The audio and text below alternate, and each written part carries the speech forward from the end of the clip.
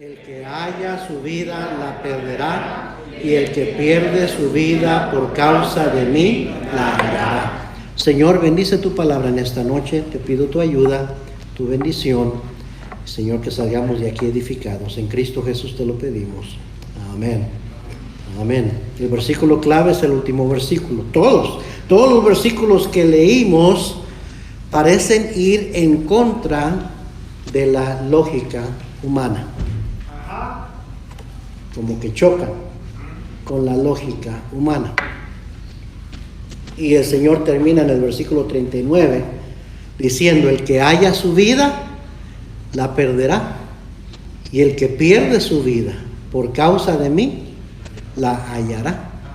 Entonces quiero hablarle acerca de paradojas en la Biblia. Paradojas en la Biblia. Hay gente que ha dicho que Jesús fue un revolucionario.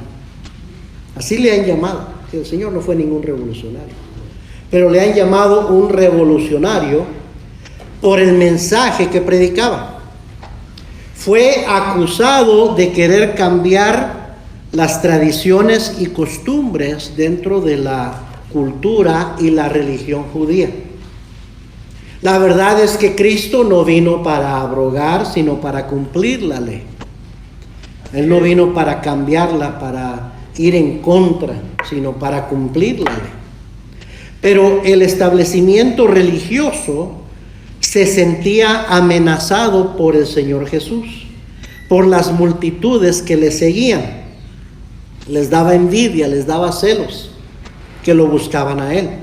Y la gente decía claramente que admiraban la doctrina del Señor Jesús porque les enseñaba como quien tiene autoridad y no como los escribas y los fariseos. Entonces los escribas y fariseos no les gustaba esa comparación, se sentían amenazados.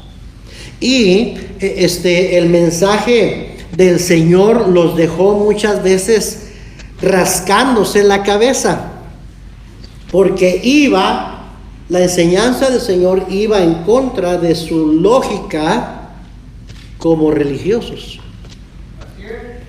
Se ha dicho que la Biblia está llena de paradojas, como las que leímos en nuestro pasaje. El diccionario, si usted ve la palabra paradoja, quiere decir dicho contrario a la lógica. Figura de pensamiento que consiste en emplear expresiones que aparentemente envuelven contradicción. Eso dice el diccionario, que parecen ser una contradicción. Alguien dijo: una paradoja es algo que aparentemente es una contradicción cuando en realidad no lo es, o cuando en realidad es todo lo contrario. La razón que el mensaje del Señor Jesucristo, con el pasar del tiempo, parece cada vez ser más ilógico, es porque el mundo está continuamente cambiando su sistema de valores, mientras que Dios no cambia. Así es. Malaquías 3:6 dice: porque yo, Jehová, no cambio.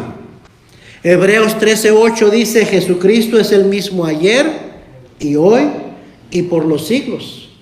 Mateo 5:18 dijo Cristo: porque de cierto os digo que hasta que pasen el cielo y la tierra, ni una jota ni una tilde, o sea, signos de puntuación en el idioma griego, ni una jota ni una tilde pasará de la ley hasta que todo se haya cumplido.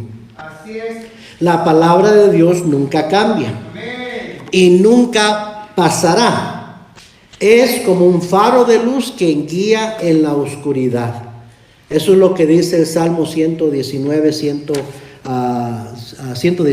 Lámpara es a mis pies tu palabra y lumbrera a mi camino. Amén. Nosotros, la gente, somos los que hemos cambiado con el pasar del tiempo. Nuestro sistema de valores de la sociedad todo el tiempo está cambiando, pero Dios no cambia. Amén. Ahora, también por otro lado, los que necesitamos cambiar O sea, nuestra lógica, nuestra manera de pensar somos nosotros. Y no pensar que la Biblia se debe de acomodar a mi sistema de valores, a mi manera de pensar. No, mi manera de pensar tiene que elevarse y subir al nivel de la palabra de Dios. Amén. Detrás de todo aquello que aparentemente es una paradoja, hay una gran verdad que debemos comprender. Y sobre todo, esas supuestas paradojas refuerzan el argumento que el cristiano debe vivir una vida diferente a como el mundo vive. Vamos a ver algunas. Primeramente, número 1. Primer paradoja de tantas que hay. El cristiano puede tener gozo en medio de las pruebas y el sufrimiento. Eso va en contra de la lógica humana. Que puedes tener gozo en medio de las dificultades, las pruebas y hasta el sufrimiento. La Biblia dice que sí. Mire, Primera de Pedro 1. Primera de Pedro 1. Capítulo 1, versículo 6.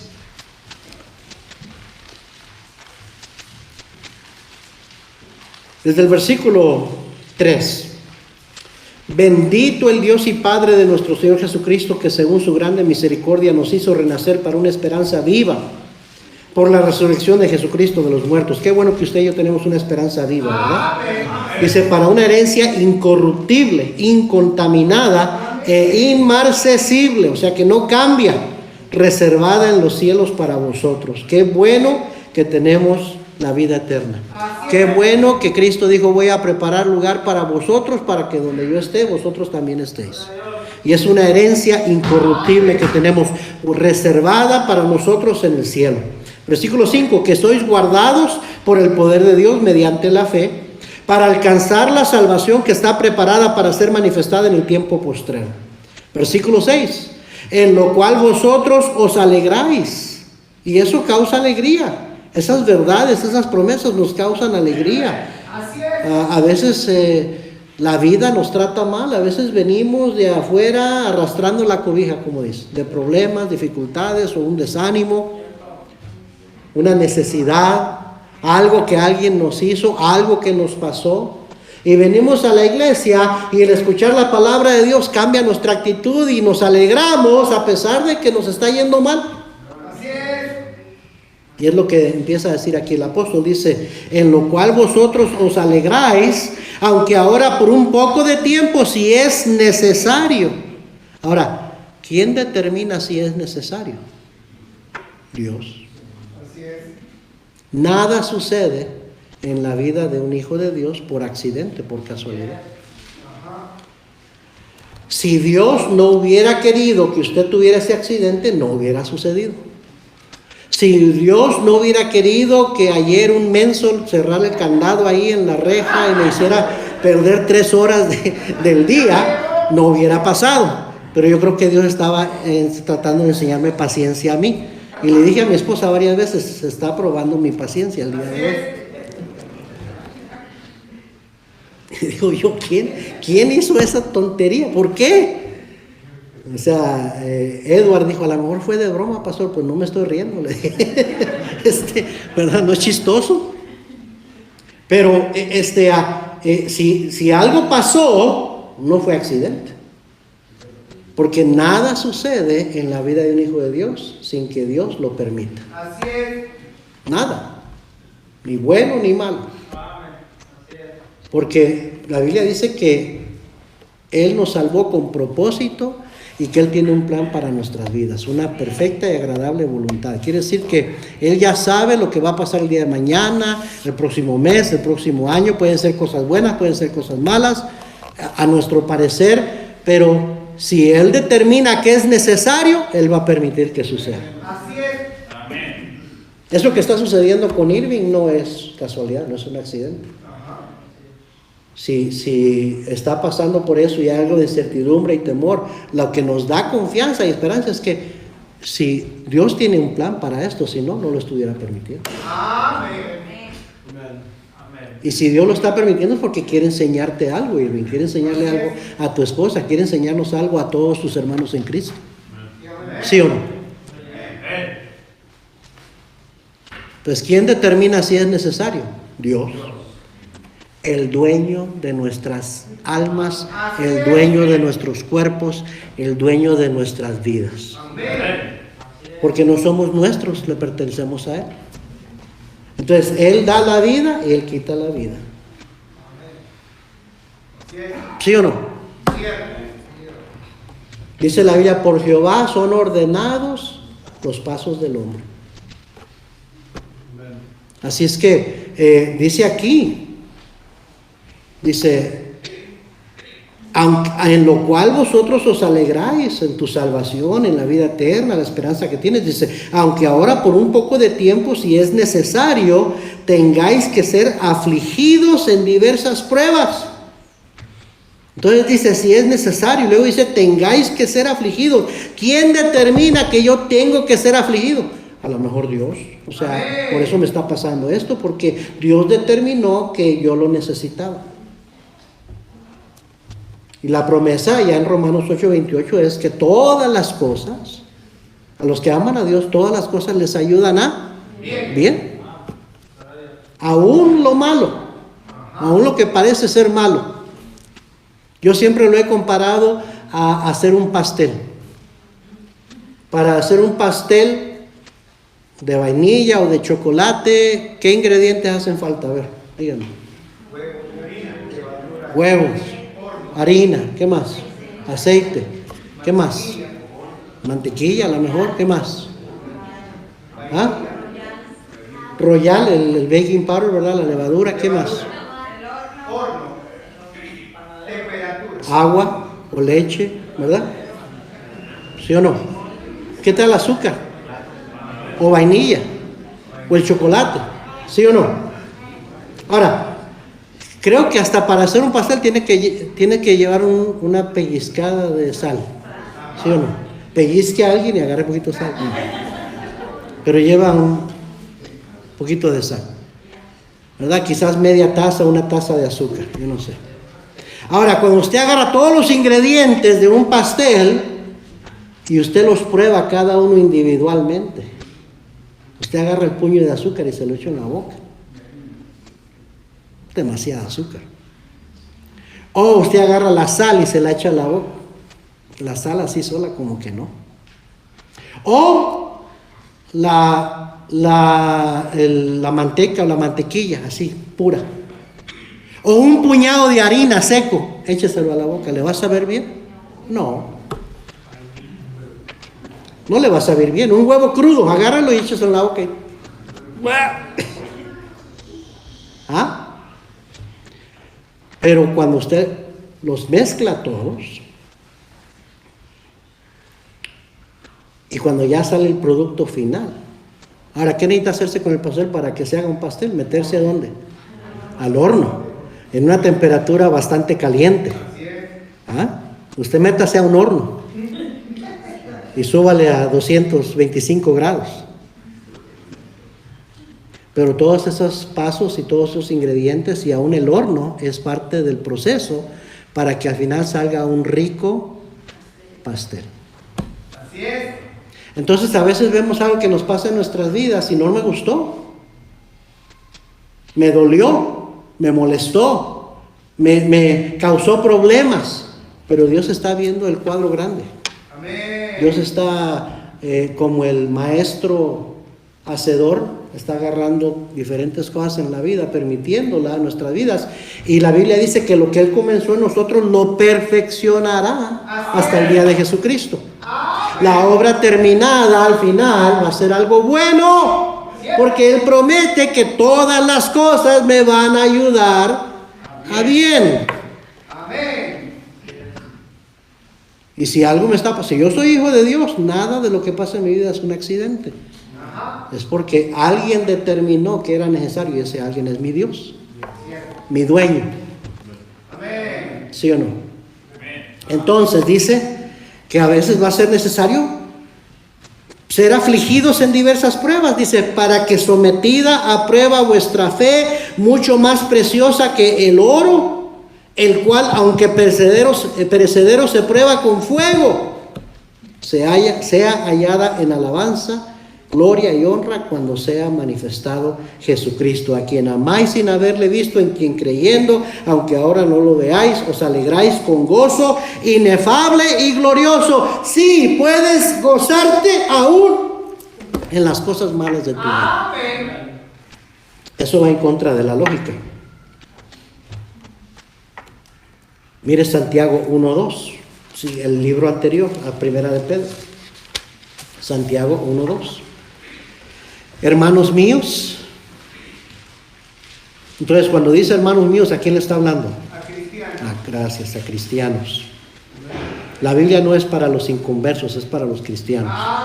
El inconverso no entiende la Biblia, no la agarra, no lo comprende, se le hace algo confuso o se le hace hasta locura, pero el cristiano sí entiende. Entonces esto está escrito a cristiano. Hermanos míos, mire lo que dice: tener por sumo gozo, no dice por gozo, sumo gozo, mucho gozo, cuando os halléis en diversas ¿qué? Pruebas. Traducción de pruebas: problemas, aflicciones, tribulaciones, dificultades, adversidades. Fíjese lo que está diciendo Dios. Quiero, porque Dios está pidiendo, quiero que tengas mucho gozo cuando tengas un montón de problemas.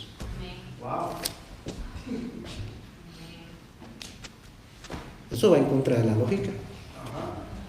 Pero Dios me está diciendo que yo me goce. ¿Por qué? Dice, versículo 3, sabiendo, qué importante es esta palabra, sabiendo. Es lo mismo que dice Romanos 8:28, y sabemos que a los que aman a Dios todas las cosas les ayudan. Quizás no te sientas bien, pero la Biblia no habla de cómo te sientes, habla de lo que sabemos. Amén. ¿Sí o no? No viva su cristianismo basado en cómo se siente. No tome decisiones espirituales basado en cómo usted se siente. No decida que se vaya de la iglesia porque se siente mal, porque algo no le gustó, porque alguien le ofendió, porque se sintió. No, el cristiano no debe funcionar así, porque los sentimientos suben y bajan, van y vienen, cambian a cada rato. Pero lo que sabemos de la palabra de Dios no cambia. Amén. Y esto es lo que debe de dirigir nuestra vida. Lo que sabemos, no lo que sentimos. A veces usted no va a sentir ganas de obedecer, de hacer lo que es correcto. Pero debe de hacerlo, sí, porque usted sabe que debe de hacerlo. Es como que a veces no sentimos ganas de venir a la iglesia, pero venimos porque la Biblia dice, no dejando de congregarnos como algunos tienen por costumbre. Entonces voy, aunque no sienta ganas, pero voy. Y una vez que fui y obedecí y escuché, digo, qué bueno que vine. No tenía muchas ganas, pero me vine y me ayudó. ¿Sí o no? Entonces, dice aquí en Santiago 1:3, sabiendo que la prueba de vuestra fe produce paciencia, mas tenga la paciencia su obra completa para que seáis perfectos. Esa palabra perfecto es entero o completo y cabales, sin que os falte cosa alguna. Y me gusta el siguiente versículo: y si alguno de vosotros tiene falta de sabiduría, pídala a Dios, el cual da a todos abundantemente y sin reproche, y le será dada. Mire, cuando algo malo le sucede, bueno, aparentemente malo, cuando viene una prueba, una dificultad a su vida, cuando algo que usted no esperaba sucede, no pregunte por qué. Dios no nos debe explicaciones. Y muchas veces la respuesta a la pregunta ¿por qué? No la vamos a saber hasta que estemos en el cielo. Entonces lo que va a pasar es que usted se va a turbar, se va a afligir más y hasta se va a amargar esperando respuesta a su pregunta ¿por qué?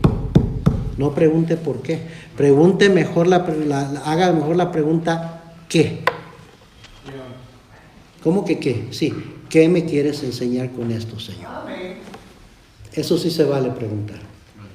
Y créame que el Señor, la razón que permitió eso que permitió, es porque Él quiere enseñarle algo. Así es. Y por eso dice ahí, si tienes falta de sabiduría, pídesela a Dios, el cual te dará, dice, os dará abundantemente y sin reproche. Entonces sí se vale preguntar, ¿qué me quieres enseñar, Señor? Esta enfermedad que permitiste en mi vida, ¿qué me quieres enseñar? Este accidente, este trabajo que perdí, esto que me pasó. No pregunte por qué. Puede ser que llegue a saberlo algún día, puede ser que nunca lo sepa. Y últimamente Dios no necesita darnos explicaciones. Si esta mañana usted se levantó y respiró, es porque Dios le prestó este día. Si Dios no hubiera querido, usted ya no respira, no se despierta y ya. Y no le debe ninguna explicación, ni a usted ni a mí. ¿Sí o no? Entonces pregunte qué. Eso sí se vale. Porque Dios, la razón, según leemos en Santiago y Pedro, Él tiene un propósito. ¿Por qué permite lo que permite en nuestras vidas? Y su trabajo y mi trabajo es aprender la lección. ¿Sí o no? ¿Se acuerdan cuando estaba en la escuela? ¿Se acuerdan cuando estaba en la escuela? ¿Se acuerda que después de cierto libro, de cierta materia, de cierto tiempo, usted tomaba una prueba? ¿Para qué son las pruebas? ¿Nomás porque el maestro o la maestra quería molestarte? ¿Quería hacerte la vida difícil? ¿Ah? A propósito, ¿saben la tontería que acaba de hacer el Estado de Nuevo México, nuestra elocuente gobernadora Michelle Lujan Grisham? ¿Ah? Acaba de pasar la ley de que el próximo año escolar las calificaciones de las pruebas ya no van a contar ni para bien ni para mal. Así es que todavía les vamos a hacer pruebas a los muchachos, pero ya el grado ya no va a significar nada. Qué absurdo. Ahora le voy a decir por qué, porque mucha gente floja no le gusta tomar pruebas. La gente que no estudió no quiere prueba. Hermanos del estudiante, de estudiantes del instituto, reniegan y se quejan cuando es día de la prueba, cuando no estudió. Pero si usted estudió, usted quiere que le hagan la prueba, ¿sabe para qué? Para que se vea lo que usted aprendió. ¿Sí o no? La prueba es para ver si hemos aprendido algo y no. Entonces, cuando Dios nos permite una prueba en nuestras vidas, en la vida real, es para que aprendamos algo. O para ver qué hemos aprendido o qué nos hace falta aprender. Hay algunos que siguen reprobando la misma prueba, vez tras vez tras vez. Y cuando la sigue reprobando, es Dios diciéndole: mi hijo, no has aprendido la lección, no has madurado en esta área, de nada te ha servido estas pruebas si no has madurado. Entonces tengo que dejar que venga otra prueba y otra prueba hasta que aprendas la lección. Amén. La vida cristiana no es mística, hermanos. No es, ¿verdad?, complicada, no, es bien sencilla. Es bien sencilla. ¿Por qué viene? ¿Por qué hay sufrimiento? Porque el Señor Jesucristo dijo: en el mundo tendréis aflicción. Digo, pues ¿qué crees que estás? ¿En el cielo? Este no es el cielo. Cuando llegues al cielo, allá no va a haber más llanto, no va a haber más dolor, ¿no? Porque en el cielo está la santidad de Dios, allá no hay pecado. Pero aquí sí hay pecado, vivimos en un mundo caído, es que hay problemas, hay dificultades, hay aflicción. No te sorprenda, Él nunca prometió que porque si aceptábamos a Cristo ya no íbamos a tener problemas. Él nunca dijo eso. Él dijo: en el mundo tendréis aflicción, pero confiad, yo he vencido al mundo. ¿Dónde está tu fe? Tu fe debe de valer por algo. Y donde más sale a brillar la fe es en medio de la prueba. Eso es lo que nos estaba diciendo Pedro. Es como el oro que tiene que pasar por el horno para ser refinado. Así es la fe. Amén. Muchas veces no creciéramos espiritualmente, no creciéramos en fe si no tuviéramos problemas. Y Dios ya sabe esto y por eso dice: no, necesito dejar que vengan algunas pruebas a la vida de mi hijo, de mi hija, para que crezca en su fe. De otra manera no crecemos en la fe. Nuestra fe no cambia, sigue igual. Amén. Amén. Entonces, la Biblia dice que el cristiano puede tener gozo en medio de las pruebas, no por cómo se siente, por lo que sabe, por las promesas que hay en la palabra de Dios. El mundo no entiende eso. Alguien dijo, nadie sufre como un cristiano. ¿De veras? Yo he visto parejas de cristianos perder a un hijo y se queda uno con la boca abierta y no diría, otra persona se haría pedazos. Y ese cómo es que sigue adelante y hasta tiene una sonrisa en su cara. Sí le dolió, sí está sufriendo, pero todavía tiene el gozo del Señor en su vida. ¿Cómo? ¿Cómo? Porque no está basado, no vivimos de acuerdo a cómo nos sentimos, sino a lo que sabemos. Confiamos en las promesas de Dios. ¿Sí o no? Entonces el mundo a veces se rasca la cabeza cuando ve a un cristiano que tiene cáncer o acaba de perder un hijo o está pasando por una terrible prueba y lo ve que todavía es positivo. Amén. No ha perdido la esperanza, no ha perdido la fe, al contrario, se consagra más, se acerca más a Dios. En vez de hacerse más duro, se hace más blandito. En vez de hacerse más amargo, se hace más dulce. Así es. Porque la prueba está obrando en su vida. Amén. Porque Dios está trabajando en su vida en medio de esa prueba. Amén. Bueno. Amén. Otra paradoja, número 2. El cristiano debe bendecir a los que le persiguen y maldicen. Romanos 12:14. Romanos 12:14.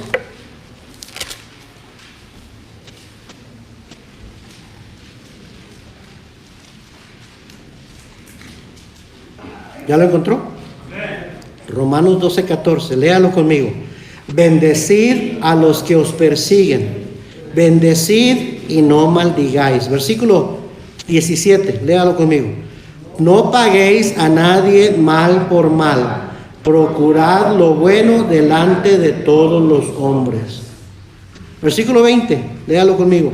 Así que si tu enemigo tuviere hambre, dale de comer. Si tuviere sed, dale de beber, pues haciendo esto, ascuas de fuego amontonarás sobre su cabeza. Una paradoja, algo contrario a la lógica humana. ¿Sí o no? Pero Dios sabe por qué nos pide lo que nos pide. Amén. Dice, mi hijo, yo quiero bendecirte a ti. Allá en Mateo 5, en el Sermón del Monte, él dijo, si tú nada más amas a los que te aman, pues ¿qué diferencia hay de los que no son cristianos? Ellos también hacen lo mismo, aman a los que los aman. Pero si tú amas al que no te ama, al que es tu enemigo, entonces sale a relucir que tú tienes algo diferente que ellos. Así es. Que vosotros sois hijos de vuestro Padre Celestial. Ajá. ¿Sí o no? Así es.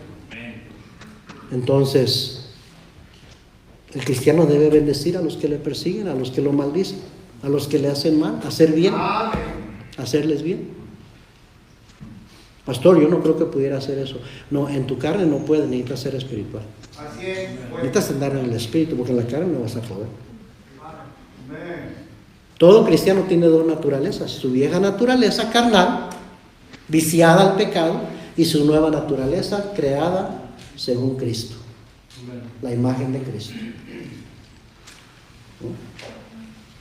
Y la Biblia dice que cuando maldecían a Cristo, Él no devolvía maldición por maldición. Es más, Él oró y pidió por los que lo crucificaron. Y dice, ¿tú eres cristiano? ¿Ese es tu Señor, tu Salvador? ¿Y cómo reaccionas tú cuando te hacen algo mal a ti? ¿Cómo van a saber que hay algo diferente en ti? No tenemos control de qué es lo que nos van a hacer, cómo nos van a tratar, pero sí tenemos control de cómo vamos nosotros a reaccionar. Amén. Bueno. Cuando un cristiano reacciona igual que los impíos, es porque no está caminando cerca del Señor. Ajá. O sea, Dice la Biblia, el que anda con sabios, sabio será. El que se junta con necios será quebrantado. Algo se te va a pegar de Cristo si tú caminas cerca de Cristo. Ajá. Pero si tú andas con necios, pues también vas a lucir y aparecer y actuar y hablar como los necios. Cierto. Dice el dicho, dime con quién andas y te diré quién eres. ¿Con quién anda usted, cristiano? Ajá. Bueno. Amén. Se debe de notar que anda con Cristo. Dice la Biblia en el libro de los Hechos que los reconocían a los apóstoles que habían estado con Jesús por su manera de hablar.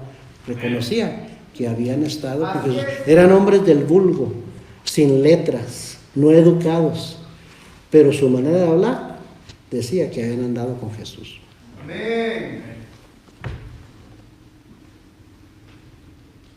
Aquí venir a la iglesia y ser cristiano aquí, ahorita sentaditos ahí, todos lucen como muy buenos y lindos cristianos. Cualquiera. Aquí estamos en nuestro mejor comportamiento. Pero allá afuera, en la vida real, en el trabajo, en el tráfico, Amén. con el menso que le puso el candado ahí. ¿Sí me entiende? Ahí es donde se prueba nuestra madurez y nuestra fe. Y a veces reprobamos la prueba, bien feo. ¿Sí o no? Bueno, número 3, rápidamente, el tiempo se me va. Para el cristiano, la pérdida es ganancia. Mire Filipenses 3, versículo 7. Estoy hablando de paradojas, cosas contrarias a la lógica, pero que solo un cristiano tiene y comprende.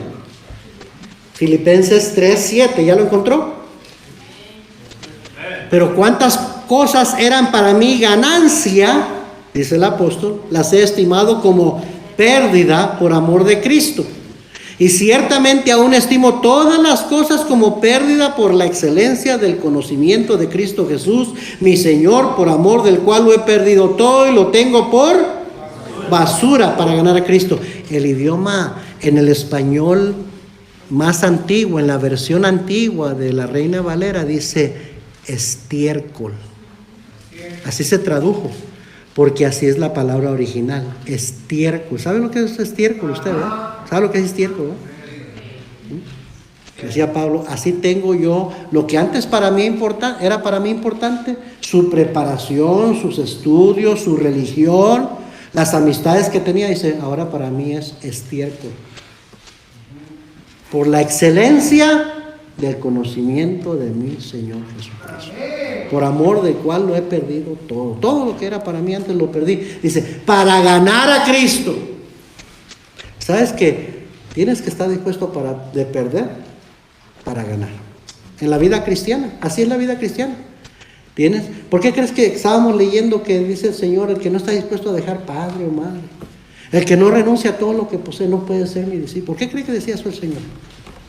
Porque en la vida cristiana, el cristiano tiene que, si quieres ganar lo mejor, vas a tener que estar dispuesto a dejar otras cosas que realmente no son tan importantes. No tienen el valor que tiene lo espiritual. Amén. Amén. Número 4. El cristiano, cuando aparentemente no tiene nada, en realidad lo posee todo. Segunda a los Corintios 6, 8. Segunda a los Corintios 6, versículo 8.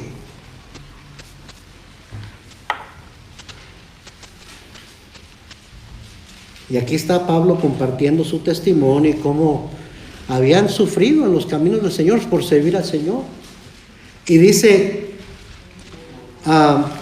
versículo 8, por honra y por deshonra, por mala fama y por buena fama, como engañadores pero veraces, como desconocidos pero bien conocidos, como moribundos, mas he aquí vivimos, como castigados mas no muertos, como entristecidos mas siempre gozosos, como pobres mas enriqueciendo a muchos, como no teniendo nada mas poseyéndolo todo. El mundo a veces ve al cristiano como el pobre, cuando en realidad el cristiano es el rico. Y el que es pobre es el que está sin Cristo. Amén. ¿No fue Cristo que dijo, qué aprovechará el hombre si gana todo el mundo y pierde su alma? ¿O qué recompensa hará el hombre por su alma? Entonces, lo que el mundo valora como riquezas, para Dios no tiene valor.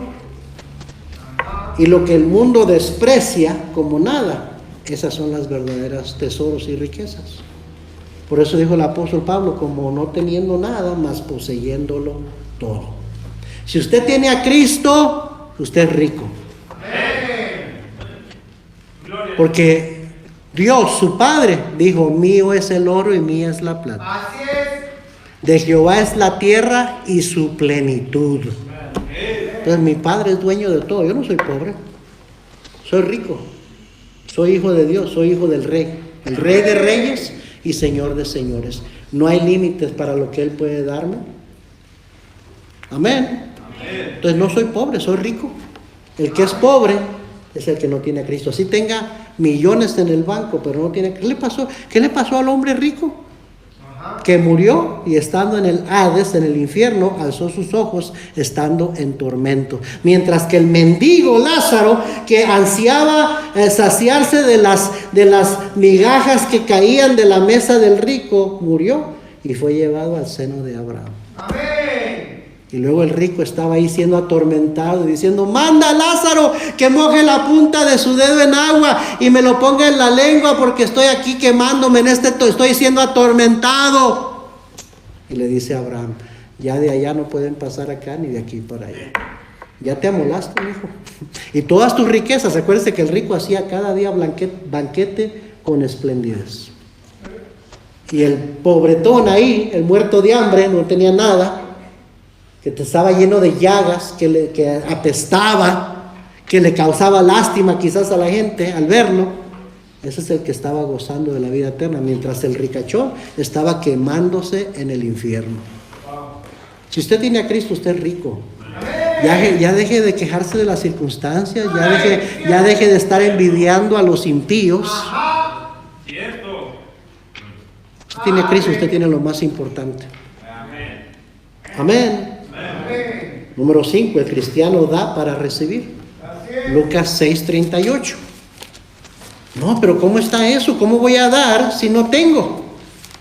Primero denme, y si me dan y tengo, entonces yo ya doy.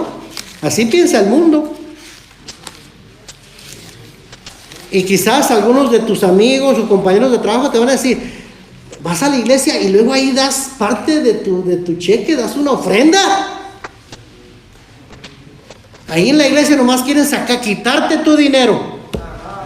Así dicen.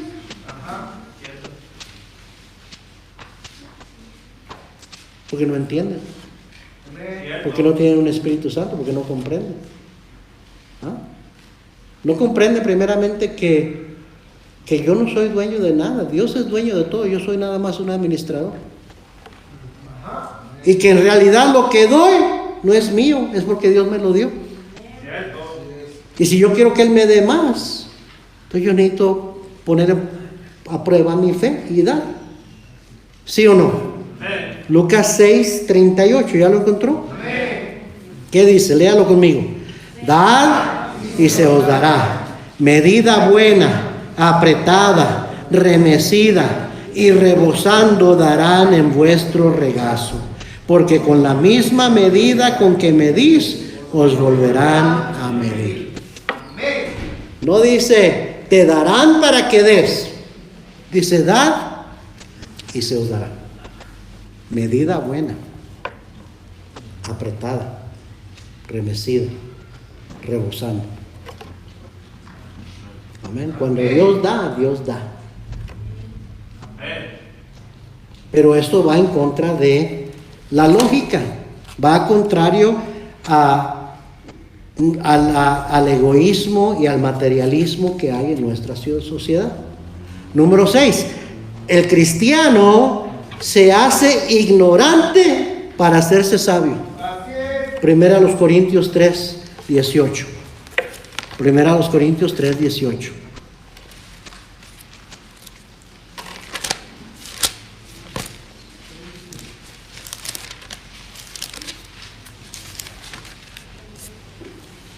¿Ya lo encontró? Nadie se engañe a sí mismo. Si alguno entre vosotros se cree sabio en este siglo, hágase ¿qué? Ignorante. ¿Para qué? Para que llegue a ser sabio, porque la sabiduría de este mundo es insensatez para con Dios. Pues escrito está, Él prende a los sabios en la astucia de ellos. Y otra vez, el Señor conoce los pensamientos de los sabios, que son vanos. Los que se creen sabios en este mundo realmente son necios. Dice la Biblia claramente en Romanos 1, queriendo ser sabios se hicieron necios. Dice, ¿quieres ser sabio? Hazte ignorante para que llegues a ser sabio. O sea, no digas, ya lo sé. Las palabras famosas de los jóvenes. Ya sé. Ay no, ya lo sé. Ya lo sé. Todos lo saben. Uno le dice, oh sí, ya sé. Ay no. Ay no. Ay no. Oye, wow, qué inteligentes son los jóvenes. Todos lo saben. No hay cosa que uno les diga que ya lo saben. No, y no entienden que todavía te hace falta mucho para aprender. Y cuando tengas tus 40, 45, es más, cuando tengas 30, vas a ver para atrás cuando tenías 18, vas a decir, qué tonto era. Pensaba que lo sabía todo y cómo me hacía falta. Tú lo vas a decir, tú solito lo vas a reconocer. Alguien dijo, así como tú estás, yo estuve un día. Y así como yo estoy, tú estarás otro día. ¿Ah? Ay, pastor, es que ya está bien viejo, ya es irrelevante ya. O sea, antigua, ya está pasado ya de moda, ya no sabe las cosas como son. Los jóvenes piensan siempre que es que yo sí sé cómo son las cosas. No, dice, ¿quieres llegar a ser sabio? Hazte ignorante para ser sabio. Aprende a decir, no sé. Pide consejo. Pide ayuda. Escucha. Vas a aprender muchas cosas. Es mejor que aprendas por el consejo de otros y las advertencias de otros a teniendo tus propias malas experiencias. El necio, dice la Biblia, que los azotes llama. El necio, como no escucha razón, como no pide consejo, a puros azotes aprende. Yo prefiero aprender con consejo que con azotes. ¿Sí o no? Entonces, hazte sabio, ¿sabes cómo? Diciendo, no sé. ¿Me ayudan, por favor? ¿Me enseñan, por favor? ¿Cómo le hago? ¿Qué piensa usted, hermano? ¿Qué piensa, pastor? Pida. Dice la Biblia que todo el que pide, recibe. Vas a llegar a ser sabio si preguntas. Así es. Amén. Número 7, el cristiano es más fuerte haciéndose débil. Segunda a los Corintios 12. Segunda a los Corintios 12.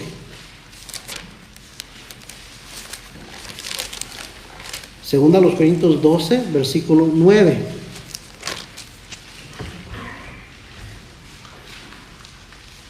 Y me ha dicho, bástate mi gracia porque mi poder se perfecciona en la debilidad. Cristo le está diciendo a Pablo.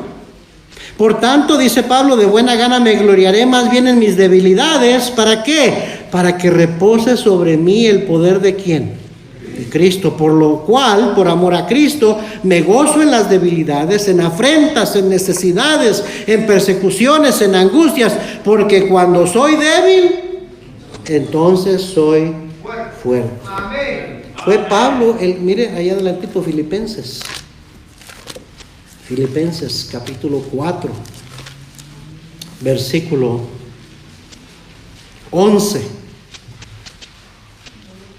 Filipenses 4, 11. No lo digo porque tenga escasez, pues he aprendido a contentarme cualquiera que sea mi situación.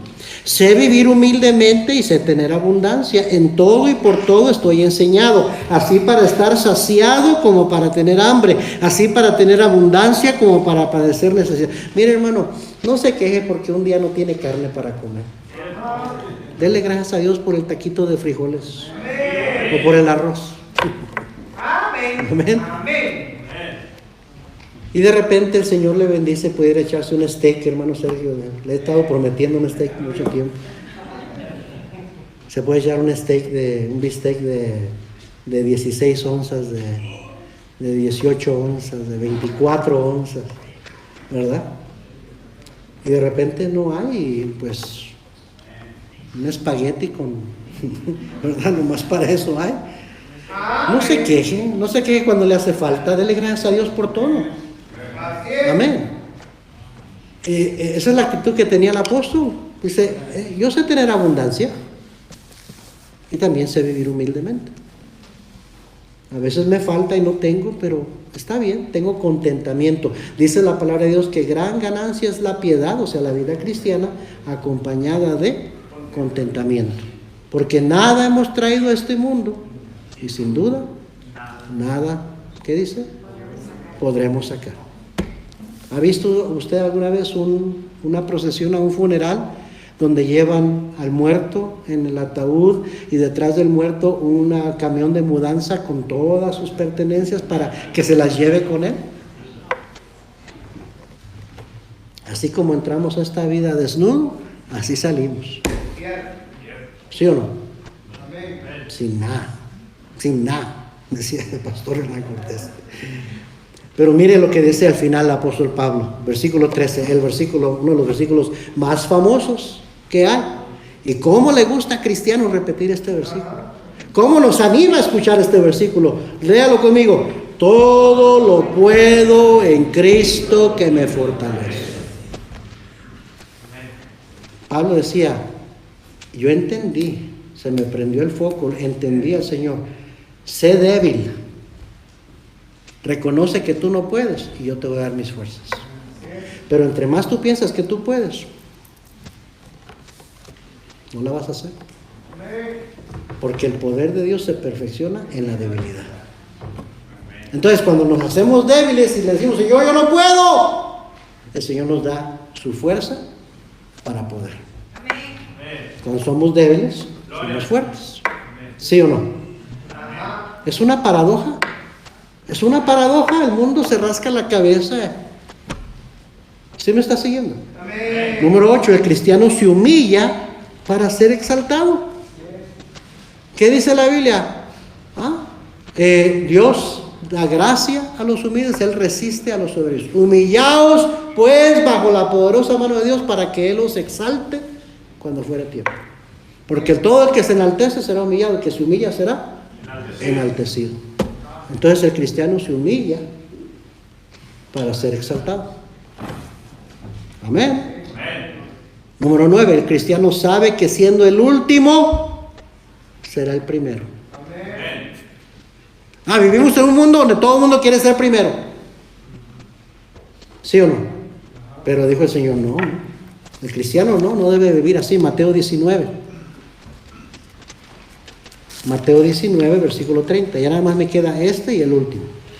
Y terminamos. Lloramos y nos vamos. Mateo 19, 30.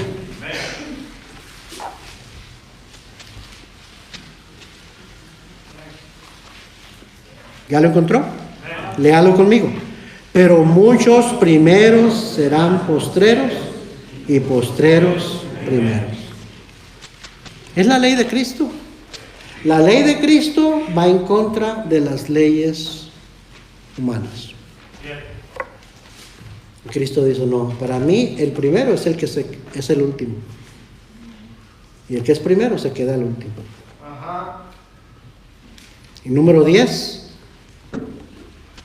el cristiano entiende y debería de entender esto y ponerlo en práctica en su vida, que el mayor de todos es el siervo de todos. Mateo 20, 25. Siguiente capítulo, estábamos en Mateo 19, 20, 25. Entonces Jesús, llamándolos, dijo, sabéis que los gobernantes de las naciones se enseñorean de ellas, y los que son grandes ejercen sobre ellas potestad.